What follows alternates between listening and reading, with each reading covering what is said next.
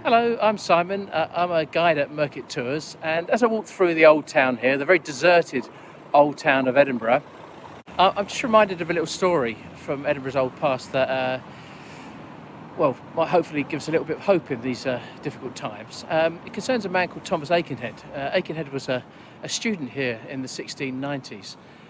He was a medical student. He was about 18 years old, but he was also interested in literature coming out of Europe at the time, atheist literature. So anyway, one day Thomas Aikenhead goes to a tavern with some friends, probably drinks too much, walks back home up the Royal Mile, and as he's walking back home, he stands on the steps of this church right behind me, the Tron Kirk, and starts shouting his mouth off about what he thinks of Christianity. Not a good idea in Scotland in the 1690s.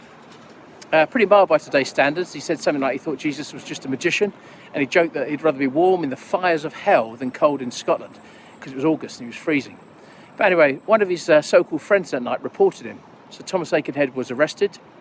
He was charged with blasphemy, put on trial, found guilty and sentenced to death. An appeal went down to London, to the government, but of course England and Scotland even today have got separate legal systems. So London sent it back and said, it's got nothing to do with us, you deal with it. So back here in Scotland, it was recommended that Thomas Aikenhead be executed rigorously. I'm not quite sure you execute someone not rigorously. You can't exactly casually execute someone. But anyway, in January 1697, they executed the poor boy. There's a gallows on the road to Leith, just to the north of the city. And they took him there, a large crowd gathered, and they hanged the boy, despite the fact that he was now holding a Bible and begging for mercy, saying he was just joking all along.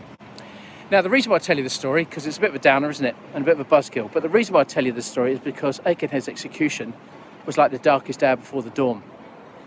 He's the last person to be executed for blasphemy in the British Isles. And just a short time afterwards, everything changed and we turned a corner. And a generation of people were born who laid the foundations for something that became known as the Scottish Enlightenment, which was this incredible flourishing of intellectual, artistic and scientific advancement that had a huge influence across the world. The founding fathers of the United States, for example, were heavily influenced by the Scottish Enlightenment. Benjamin Franklin, one of the founding fathers, stayed in Edinburgh at this time. And one of the leading figures of the Scottish Enlightenment was a man called David Hume, who was a philosopher and a historian. And David Hume was only born 14 years after Aikenhead was executed. And he was born in the parish of the Tron Kirk, so a stone's throw where we're standing now.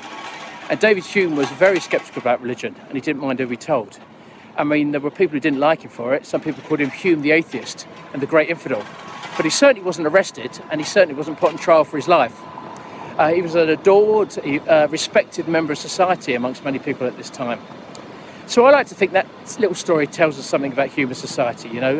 Sometimes things can look really bleak and hopeless and grim, but then suddenly, and quite unexpectedly, you can get a break in the cloud and the sunshine comes through again and we get enlightenment once more.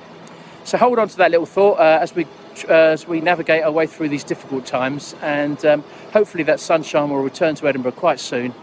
And perhaps I'll see you back up here on the Royal Mile for a little bit of a tour when that happens. So until then, be strong and be kind and be safe, and hopefully see you in Old Edinburgh very soon.